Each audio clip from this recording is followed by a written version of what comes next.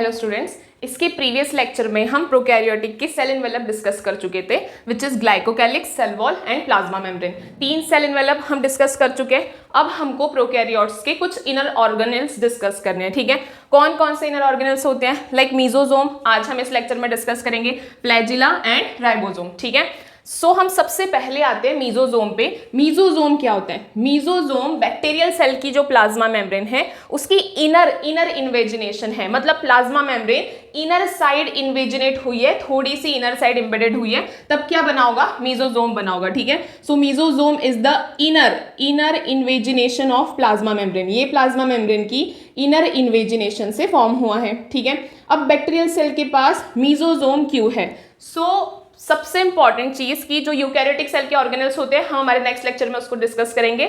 Mitochondria, Golgi bodies, ER, वो हमको bacterial cell में देखने नहीं मिलेगा। ठीक है, सो बैक्टीरियल सेल के पास mesosome, nucleoid, flagella, they are the important organs, right. So mesosome बहुत मेजर रोल प्ले करता है बैक्टीरियल सेल के लिए। वो क्या रोल प्ले करता है? तो सबसे इंपॉर्टेंट चीज है, ये सेल रेप्लिकेशन में या फिर सेल डिवीजन में मदद करता है। ठीक है, सबसे पहला इंपॉर्टेंट फंक्शन होता है मीजोजोम का, ये बैक्टीरियल सेल की सेल डिवीजन में मदद करता है। सेकंड, ये डीएनए रेप्लिकेशन में भी हेल्प करेगा बैक्टीरियल सेल को। ठीक है, ये सिक्रीटरी नेचर का होता है, तो ये सरफेस एरिया, भाई सेल डिवीजन के लिए सरफेस एरिया बड़ा होना चाहिए, so it will increase the surface area of bacterial cell. ये सरफेस एरिया को इंक्रीज करता है, बैक्टीरिया का एंजाइमेटिक कंटेंट बढ़ाता है। ठीक है, जब सेल डिवीजन होगा सो लॉट्स ऑफ एंजाइम जरूरत रहेगी। ठीक है, सो बैक्टीरिया का एंजाइमेटिक कंटेंट भी मीजोजोम ही इंक्रीज करता है। ठीक है, इसके अलावा सबसे इंपॉर्टेंट काम है इसका cell wall formation, helps in cell wall formation. ये सेल वॉल फॉर्मेशन में भी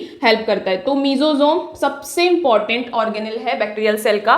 क्या है मीजोजोम? प्लाज्मा मेम्ब्रेन की इनर इन्वेजिनेशन है। इनर साइड प्लाज्मा मेम्ब्रेन थोड़ी स्ट्रेच हुई होगी और मीजोजोम फॉर्म हुआ होगा। ठीक है, मीजोजोम के क्या क्या फंक्शन हो सकते हैं? तो सेल डिवीजन सबसे इंपॉर्टेंट फंक्शन है इसका, सेल डिवीजन। जब मैं आपको यूकैरियोट पढ़ाऊंगी तो इस मीजोजोम की जगह सेंट्रियोल का नाम आएगा, वो हेल्प करता है सेल डिवीजन में, लेकिन सेंट्रियोल प्रोकैरियोटिक सेल में नहीं होता। ये सिर्फ यूकैरियोटिक सेल, उसमें भी सिर्फ एनिमल सेल में होता है। ठीक है, सो मीजोजोम हेल्प करेगा सेल डिवीजन में, डीएनए रेप्लिकेशन में, सरफेस एरिया बढ़ाएगा सेल का, क्योंकि जब सेल डिवाइड होगी तो ज्यादा सरफेस एरिया की जरूरत है, एंजाइमेटिक कंटेंट इंक्रीज करेगा और सेल वॉल फॉर्मेशन में हेल्प करेगा। ठीक है, सो ये 5 फंक्शन हमको मीजोजोम के लर्न कर लेने हैं। भाई मीजोजोम क्या क्या काम करता है? सेल डिवीजन में हेल्प करता है, डीएनए रेप्लिकेशन करता है, एंजाइमेटिक कंटेंट बढ़ाता है, सरफेस एरिया बढ़ाता है और सेल वॉल फॉर्मेशन में हेल्प करता है। ठीक है, उसके बाद हम मोस्ट इंपॉर्टेंट एक चीज पे आते हैं, विच इज मीजोजोम हमको मेजरली ग्राम पॉजिटिव बैक्टीरिया में दिखेगा। ठीक है, ग्राम पॉजिटिव बैक्टीरिया क्या है और कैसे है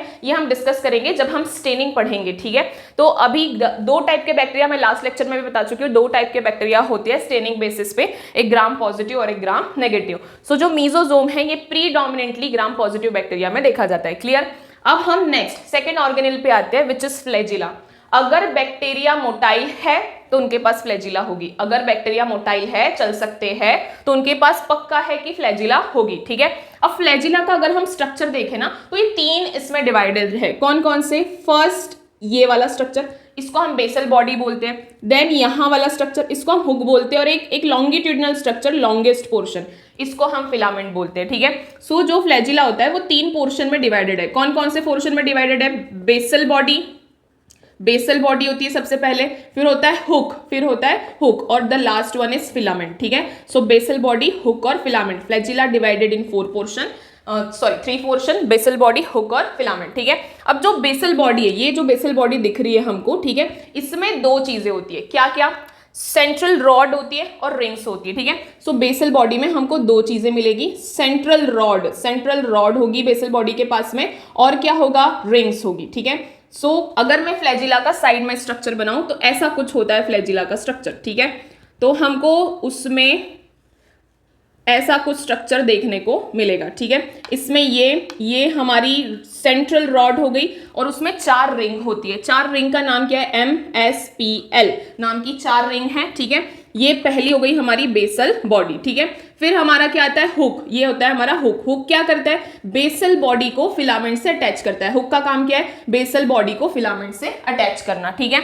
और फिलामेंट, फिलामेंट लॉन्गेस्ट पोर्शन होता है, फ्लैजिला का लॉन्गेस्ट पोर्शन क्या है, फिलामेंट, जिसके कारण बैक्टीरिया मोटाइल है, ठीक है।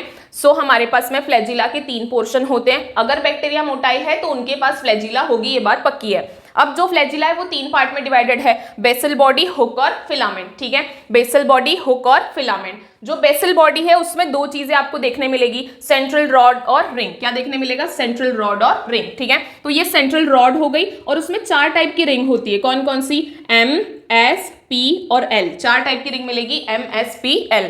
जो बेसल बॉडी को फिलामेंट से अटैच करता है उसको बोलते हैं हम हुक। जो बेसल बॉडी को फिलामेंट से अटैच करेगा उसको बोलेंगे हुक। और जो फिलामेंट जो सेल सरफेस से आउटर एक्सटेंशन है, सेल सरफेस की आउटर एक्सटेंशन कौन होता है, फिलामेंट। सेल सरफेस की आउटर एक्सटेंशन फिलामेंट है, ये सबसे लॉन्गेस्ट पोर्शन होता है फ्लैजिला का और इसी के कारण बैक्टीरिया मोटाइल होते हैं, ठीक है। सो ये हमारा फ्लैजिला हो गया। अब हम थर्ड इंपॉर्टेंट चीज पे आते हैं, राइबोसोम। तो हम पढ़ने वाले प्रोकैरियोट के राइबोसोम। सबसे पहले एक इंपॉर्टेंट चीज देख लेते हैं, जो राइबोसोम होते हैं, eukaryote also and prokaryote also, दोनों में नॉन मेम्ब्रेन बाउंड ऑर्गेनेल है राइबोसोम, ठीक है। इसके पास कोई आउटर मेम्ब्रेन नहीं होती, राइट। अब हम प्रोकैरियोट के राइबोसोम पे अगर आए तो ये 70S है। अब ये 70S क्या है, तो ये 2 सब यूनिट से मिलकर बना है, एक होती है 50S और एक होती है 30S, ठीक है। तो आपके मन में एक डाउट होना चाहिए, 50S and 30S is equal to 80S, लेकिन ये 70S कैसे हुआ, ठीक है। तो आप सोचिए कि 2 बलून्स हैं, ठीक है, एक 50 सेंटीमीटर हाइट है और एक की 30 सेंटीमीटर हाइट है, ठीक है। अब आप इन दोनों बलून्स को एक के ऊपर एक रख रहे हैं, ठीक है। सिंपल है, लेंथ थोड़ी कम हो जाएगी, राइट, क्योंकि प्रेशर अप्लाई होगा तो वो दबेंगे, ठीक है। सो ऐसा ही कुछ राइबोसोम होता है। बड़ी यूनिट ऊपर होती है, देखो मैं बनाती भी हूँ, 8 शेप में होता है वो। बड़ी यूनिट ऊपर होती है, छोटी यूनिट नीचे होती है, ठीक है। सो जो बड़ी यूनिट है वो 50S है, जो छोटी यूनिट है वो 30S है। जो पीछे S लगा है उसको बोला जाता है सेडबर्ग कांस्टेंट। क्या बोला जाता है, सेडबर्ग कांस्टेंट, ठीक है। ये जो सेडबर्ग कांस्टेंट है ये डेंसिटी डिनोट करता है, किसको डिनोट करता है, डेंसिटी को, ठीक है। सो जो प्रोकैरियोटिक राइबोसोम होते हैं, बैक्टीरियल राइबोसोम होते हैं, वो 70S होते हैं। 70S मतलब वो 2 सब यूनिट से मिलकर बने, 50S और 30S, ठीक है। ये दोनों सब यूनिट एक दूसरे पे प्रेशर अप्लाई कर रही है, इसलिए इनका सम 80S की जगह 70S हुआ है, ठीक है।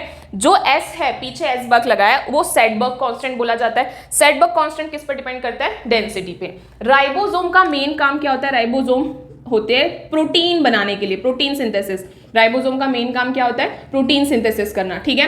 अब प्रोकैरियोटिक सेल के पास 2 टाइप के राइबोसोम मिलते हैं, एक जो फ्री होते हैं, साइटोप्लाज्म में जो राइबोसोम होते हैं उनको फ्री राइबोसोम बोलते हैं, ठीक है। और एक होते हैं जो मेम्ब्रेन से अटैच होते हैं, मेम्ब्रेन से अटैच होते हैं, उनको एक्सक्रीटरी राइबोसोम बोलते हैं, ठीक है। सो 2 टाइप के राइबोसोम रहेंगे, एक को हम बोलेंगे फ्री राइबोसोम और एक को हम बोलते हैं सिक्रीटरी राइबोसोम, ठीक है।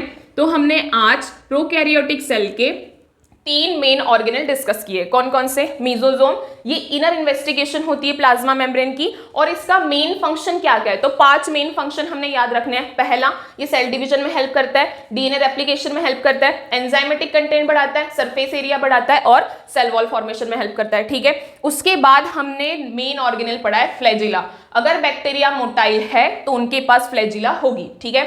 फ्लैजिला के 3 पार्ट होते हैं, बेसल बॉडी, हुक और फिलामेंट। कितने पार्ट है, 3 पार्ट, बेसल बॉडी, हुक और फिलामेंट। जो बेसल बॉडी होती है वो अगेन 2 चीजों से मिलकर बनी है, एक सेंट्रल रॉड होती है और 4 रिंग होती है। कौन कौन सी रिंग है, M, S, P, L। तो बेसल बॉडी के पास 2 चीजें हैं, सेंट्रल रॉड और रिंग, 4 रिंग है, M, S, P, L।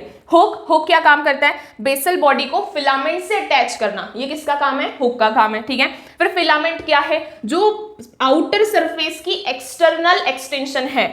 Filament क्या है, आउटर सरफेस जो है उससे बाहर निकली एक्सटेंशन है, ठीक है। ये क्या काम करता है, तो बैक्टीरिया मोटाइल है ड्यू टू फिलामेंट ओनली, ठीक है। ये सबसे लॉन्गेस्ट पोर्शन होता है फ्लैजिला का। तो हमारे फ्लैजिला के पास 3 चीजें हो गई, बेसल बॉडी, हुक और फिलामेंट, ठीक है। उसके बाद हम आते हैं राइबोसोम पे। राइबोसोम 8 शेप में होता है। राइबोसोम का काम प्रोटीन सिंथेसिस करना है, ये नॉन मेम्ब्रेन बाउंड ऑर्गेनेल है, ठीक है। ये 70S 2 यूनिट से मिलकर बना है, 50S और 30S, ठीक है। S क्या डिनोट करता है, सेडबर्ग कांस्टेंट, जो कि किस पर डिपेंड करता है, डेंसिटी पे डिपेंड करता है, ठीक है। तो आज हमने 3 मेजर ऑर्गेनेल डिस्कस किए। इसके नेक्स्ट लेक्चर में हम न्यूक्लियोइड, पिलाई और साइटोप्लाज्म को डिस्कस करने वाले हैं। I think you got it. Thank you so much.